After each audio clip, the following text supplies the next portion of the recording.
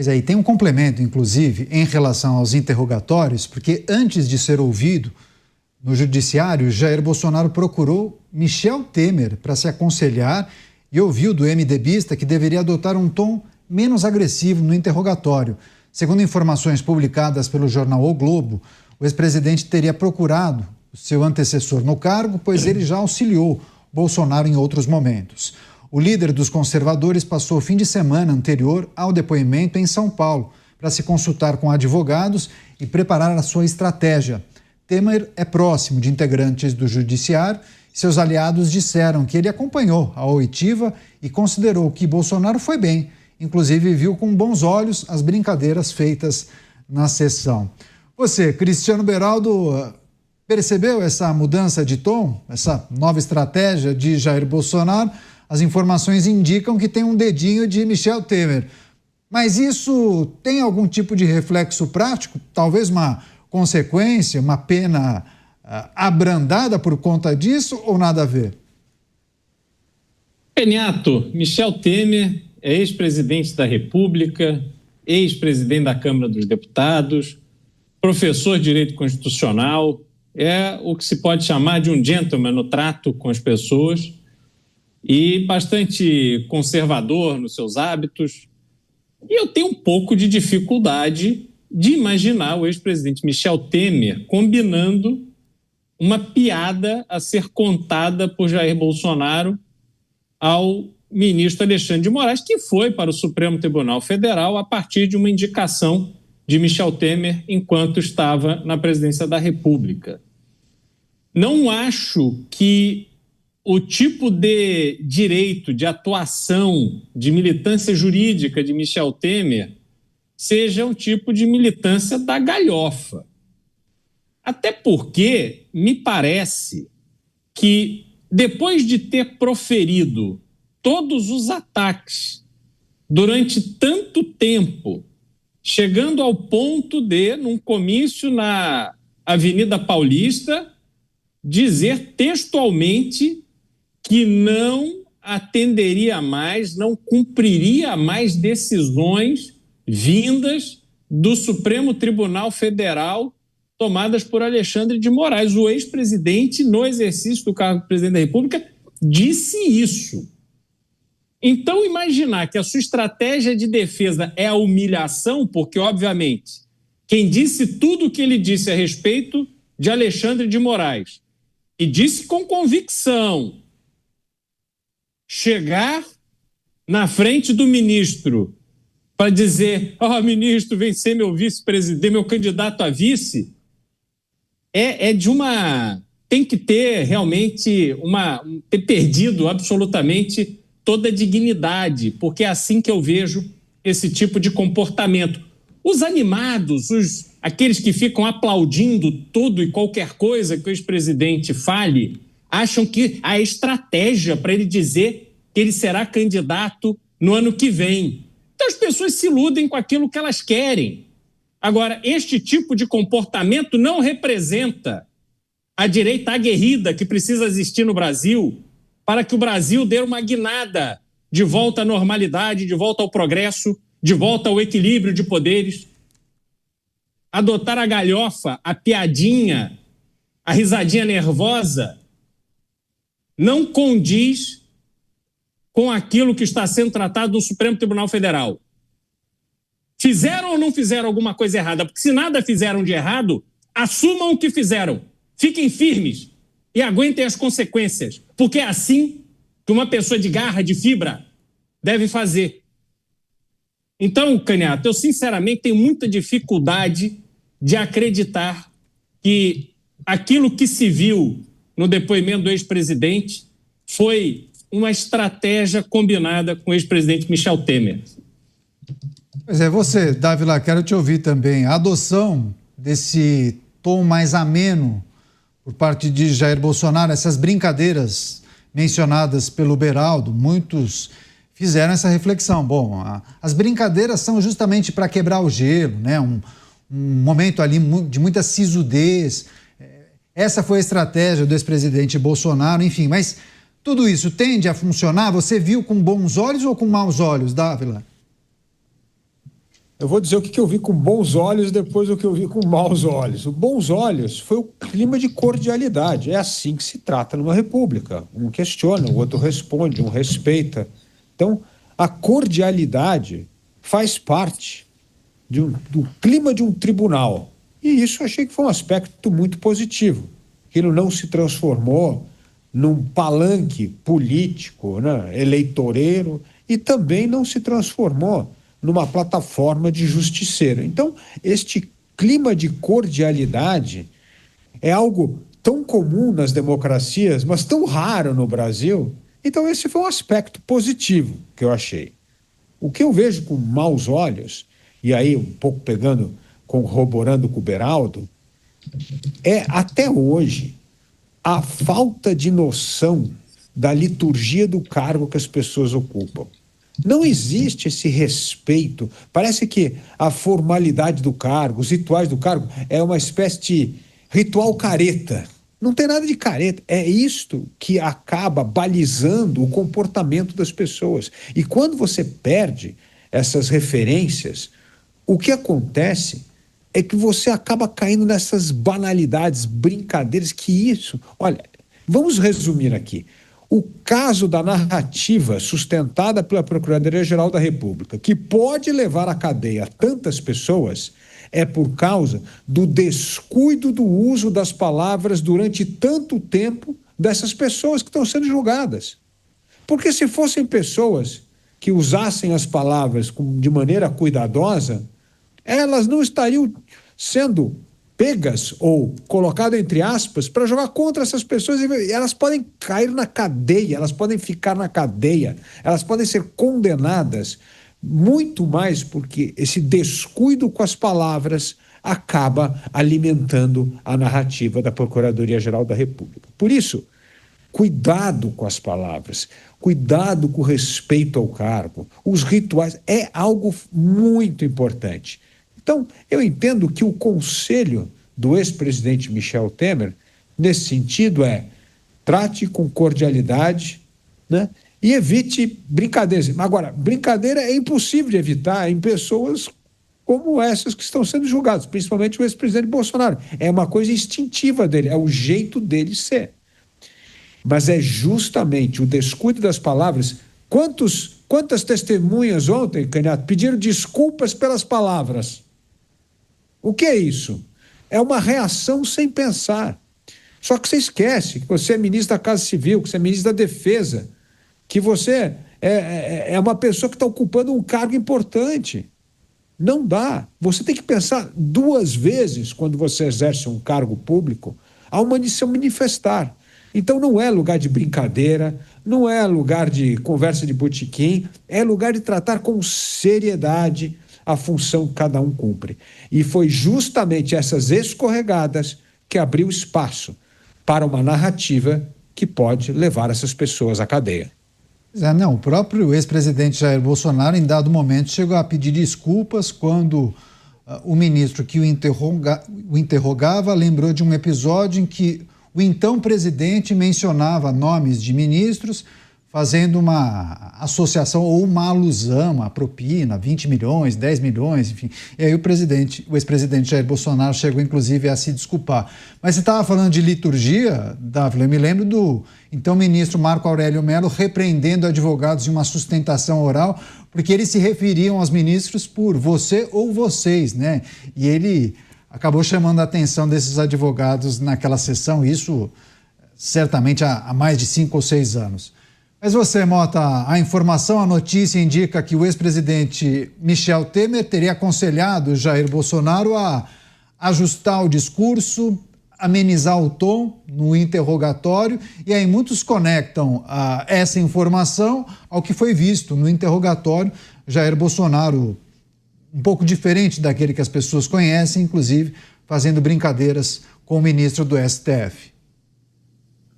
Canhato, esse é um momento muito difícil da história do Brasil, com personagens difíceis e fatos mais difíceis ainda. Então, acho que, primeiro, a gente precisa ter a humildade de dizer que, provavelmente, o que a gente não sabe é muito mais do que aquilo que a gente sabe. E muitas vezes as coisas que a gente vê, as aparências, escondem por trás coisas das quais a gente não tem a menor ideia. É muito difícil se colocar no lugar de quem está passando por um processo como aquele. É muito difícil imaginar o que é aquilo. Me lembra aquele livro de Franz Kafka, né, O Processo. Um dia o sujeito acorda de manhã e descobre que está sendo acusado, está sendo processado. Ele não sabe por quem e ele não sabe qual é o crime. Uma situação diferente dessa que a gente viu, mas que guarda aspectos muito semelhantes. A gente não tem alternativa, a gente tem que analisar os fatos que chegaram ao nosso conhecimento. Então, já que a gente está falando de conselho, eu vou lembrar uma coisa. O Brasil nunca viu uma manifestação do tamanho daquela que aconteceu em 7 de setembro de 2021. Eu acho que o Brasil provavelmente jamais verá de novo tamanha expressão popular de esperança e confiança no futuro do país. E hoje, para a gente aqui, nesse momento, tudo aquilo que não está tão longe no tempo, tudo aquilo hoje parece um sonho ou até um delírio. Porque no Brasil de hoje, a liberdade é precária, é frágil, é provisória. Uma palavra pode acabar com a sua liberdade. Isso não é normal. Isso não é Estado de Direito. Um Estado de Direito, onde vigora a liberdade, você não tem que ficar medindo as suas palavras, tomando cuidado. É lógico, respeito é essencial em todas as relações, principalmente nas relações de poder. É um erro você usar desrespeito como instrumento político, mesmo com seus adversários. Talvez seja muito mais importante você respeitar os seus adversários do que os seus amigos. Agora, isso não significa que tudo isso que a gente está vivendo é uma brincadeira. Porque se for uma brincadeira, é uma brincadeira na qual muitos sofrem para o divertimento de poucos. Agora, Beraldo, olhando para esse cenário, para a notícia, para a indicação de que houve um aconselhamento e de que talvez o ex-presidente Jair Bolsonaro tenha acatado ou entendido que era melhor adotar essa estratégia, de que maneira isso tem algum tipo de impacto para a base de milhões de seguidores que muitas vezes olham para ele como quase um super-herói? E aí imaginavam que haveria ali um confronto, ou aquele Jair Bolsonaro raiz talvez estivesse de frente com um adversário. Muitos fazem essa leitura. E aí viram e observaram uma outra situação. Você acha que uma decepção para parte da base de Jair Bolsonaro, ou eles conseguem compreender justamente isso que você disse? Ah, tá, trata-se de uma estratégia. Ok, então ele não é aquele Jair Bolsonaro que a gente gosta, que a gente conhece, tudo bem, vamos relevar porque trata-se de uma situação diferente. Você acha que é por aí? Renato, eu acho que existem dois grupos. Existem os cegamente apaixonados, que não se importam com o teor, aquilo que efetivamente as palavras proferidas pelo ex-presidente em qualquer circunstância querem dizer.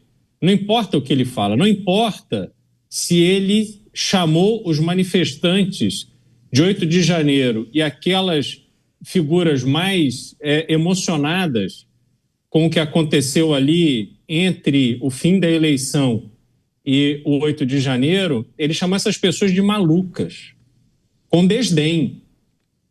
Essas pessoas ficaram malucas porque foram levadas a acreditar que havia algum tipo de movimento que impediria que o seu opositor, que foi vencedor na eleição, assumisse a presidência da República.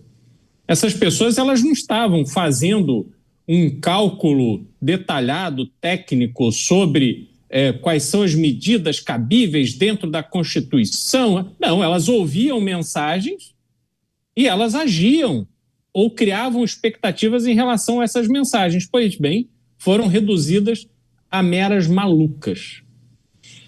O ex-presidente teve uma postura neste depoimento muito diferente, por exemplo, de Donald Trump, que quando, na sua visão, injustamente acusado e processado, encarou tudo com firmeza. Não contou piada.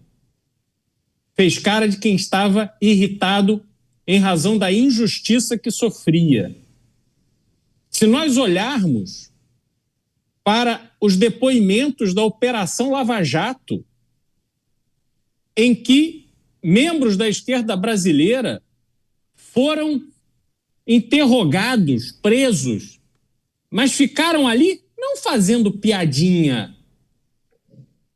E se você observar a dinâmica dessa polarização política que existe, os militantes, os representantes da esquerda brasileira são esses. São aqueles a serem vencidos. Alguns guerrilheiros treinados em Cuba modificaram a sua face para fugir. Declararam que entraram ilegalmente no Brasil enquanto estavam fugidos da polícia, armados. Outros arquitetaram e executaram sequestro de embaixadores. Outros pegaram em armas para assaltar bancos. É este nível de gente que está na situação hoje, no governo hoje. São essas pessoas que estão dominando a cena política e empurrando a direita para esta vala da injustiça que existe hoje no Brasil. Não se pode enfrentar isso com piadinha. Não se pode enfrentar isso com este tipo de atitude, pedindo desculpa a tudo. Pedindo desculpa por quê? Então não falasse. Se falou, assuma. Tenha uma postura digna. Não entregue aos brasileiros de bem que têm esperança num Brasil decente, num Brasil melhor, num Brasil em que as suas lideranças não deem uma banana para os aposentados que foram roubados por associações e sindicatos. Essas pessoas merecem uma ação digna daqueles que se propõem a serem líderes dessa mudança. Portanto, Caniato, acredito que os apoiadores do ex-presidente Bolsonaro podem ser divididos nesses dois grupos. Aqueles que não prestam atenção em absolutamente nada e não fazem uma análise fria, lógica do que está acontecendo, do que o ex-presidente está dizendo. E outros que já estão percebendo, em números cada vez maiores, que realmente este tipo de atitude, como vimos, não é a atitude de alguém que vai efetivamente ser parte de um processo de mudança no Brasil. Daqui a pouco eu vou colocar, inclusive, na tela mensagens de pessoas que nos acompanham, mas tem duas colocações, duas perguntas aqui, Dávila. Eu vou direcionar para você, porque uma delas tem muito a ver com o que você disse, usou a mesma expressão, inclusive. Uma pergunta: qual é o limite da cordialidade e da dignidade, fazendo menção à postura de Jair Bolsonaro, que você usou a expressão, eles foram cordiais. E aí, para arrematar, se essa versão paz e amor de Jair Bolsonaro terá algum efeito no resultado, claro. Caniato, a dignidade do cargo é algo fundamental. Você é, na verdade, a personificação da República quando exerce um cargo, seja no Supremo Tribunal Federal, no Poder Executivo, no Poder Legislativo.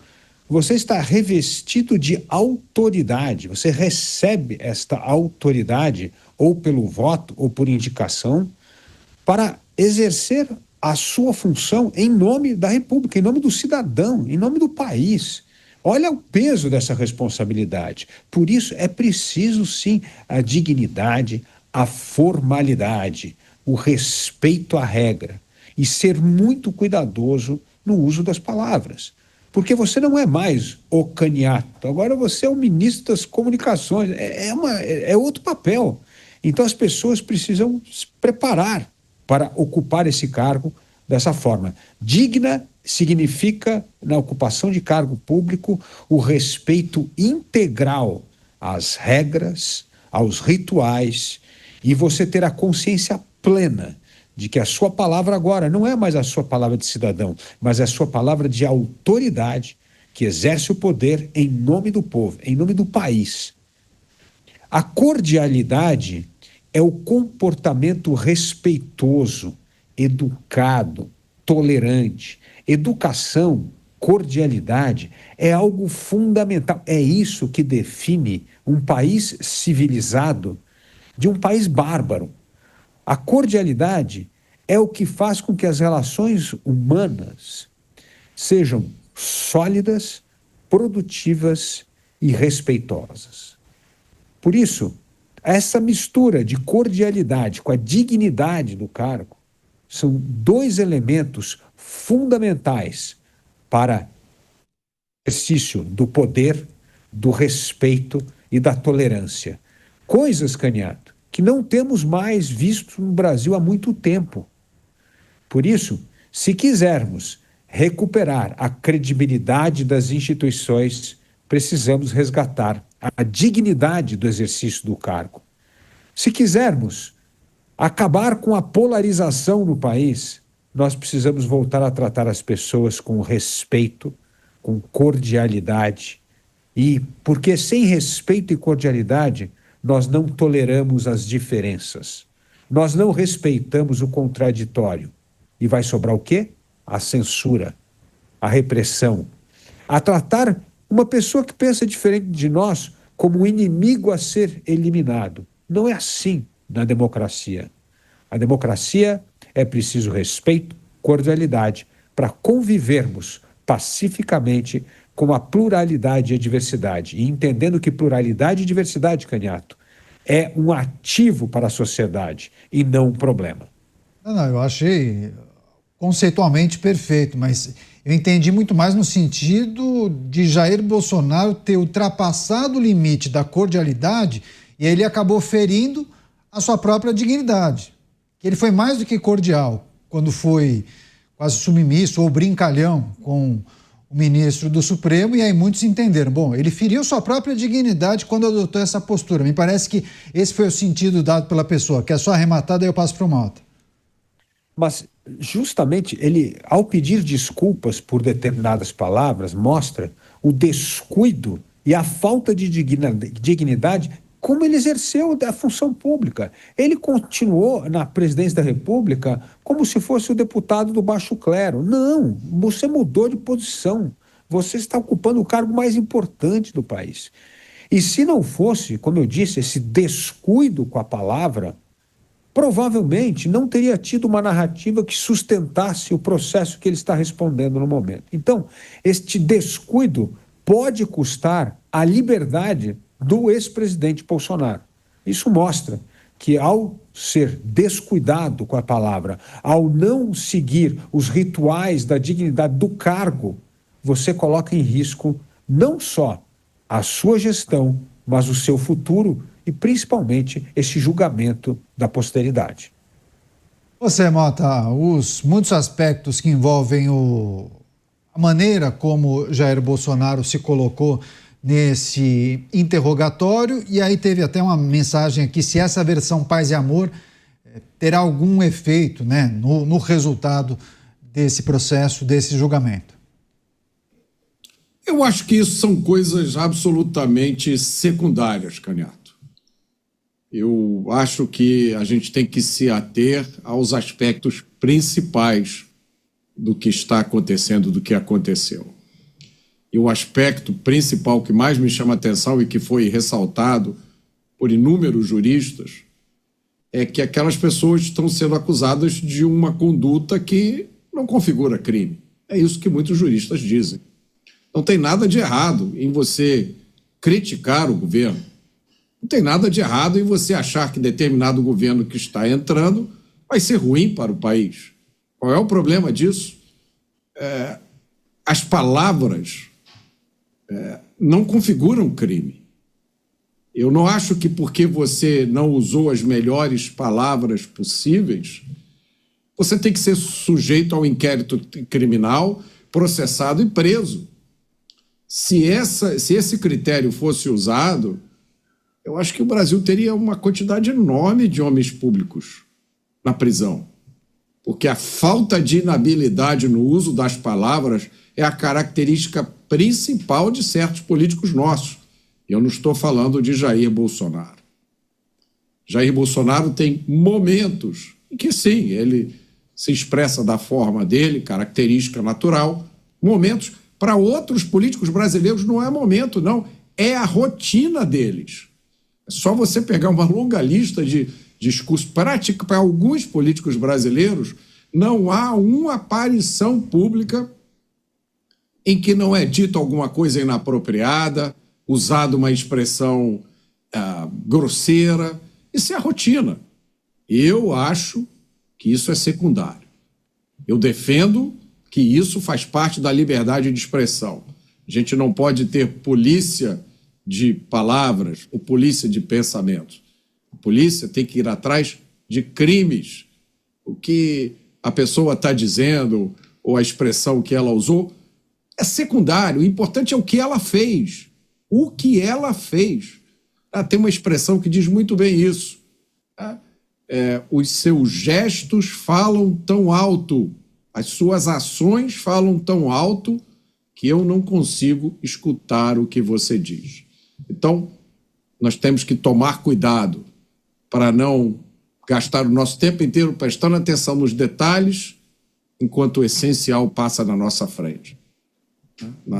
Tem uma coisa muito grave acontecendo nesse país hoje, que é a erosão das liberdades, de todos os tipos de liberdade.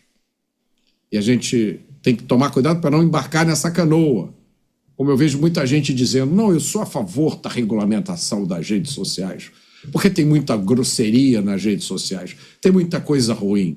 É como se a regulamentação das redes sociais fosse eliminar tudo que é ruim e deixar tudo que é bom. É lógico, né?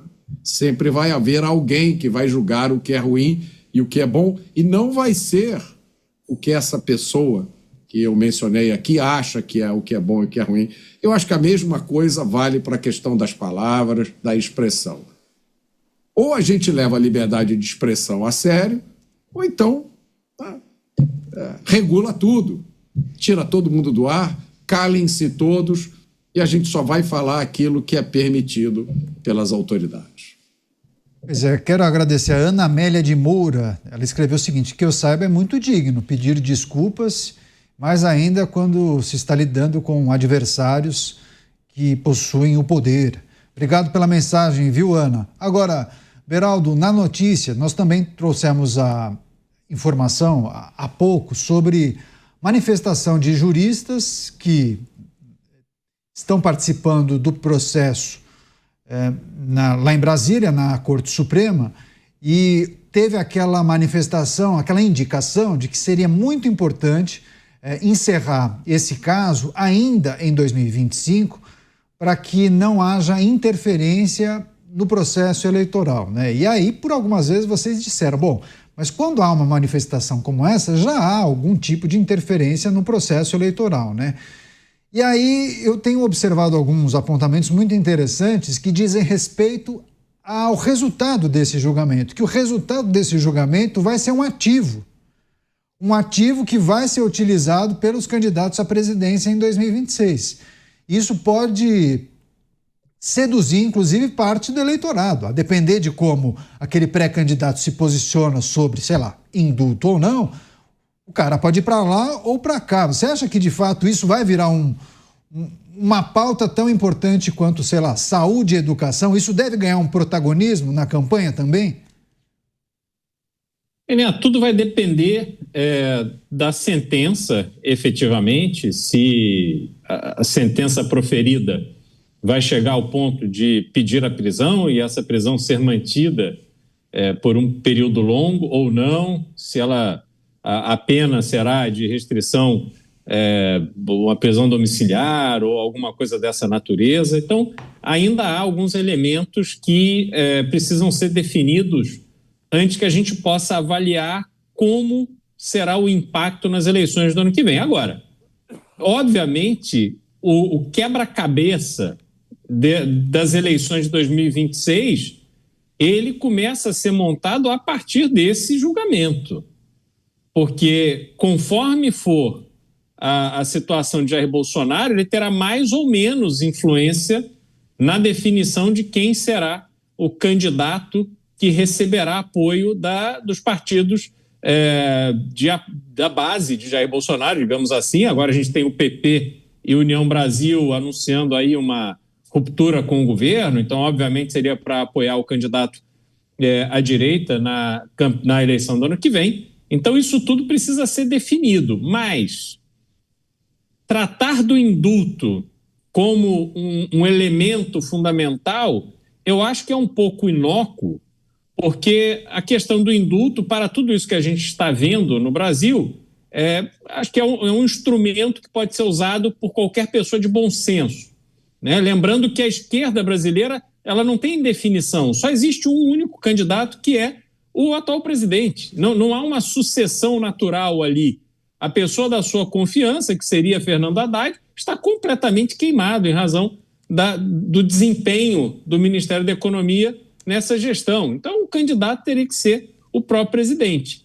Na direita, não. Existem vários nomes que estão disputando esse lugar ao sol para ser o candidato a presidente. Só que qualquer que seja o vencedor, o indulto colocado pelo presidente da República, que venha a ser eleito, ele encontrará uma resistência muito grande no Supremo Tribunal Federal, a menos que haja uma pressão tão grande que fique uma situação de fragilidade para o Supremo manter a posição que vem adotando de impedir que os indultos proferidos por presidentes da República que não sejam de esquerda seja executado. Isso começou com Michel Temer, depois se estendeu para Jair Bolsonaro e assim vai. Não há nada indicando que isso vai mudar. É uma promessa que não me parece ela ter garantia de ser executada, Canhado.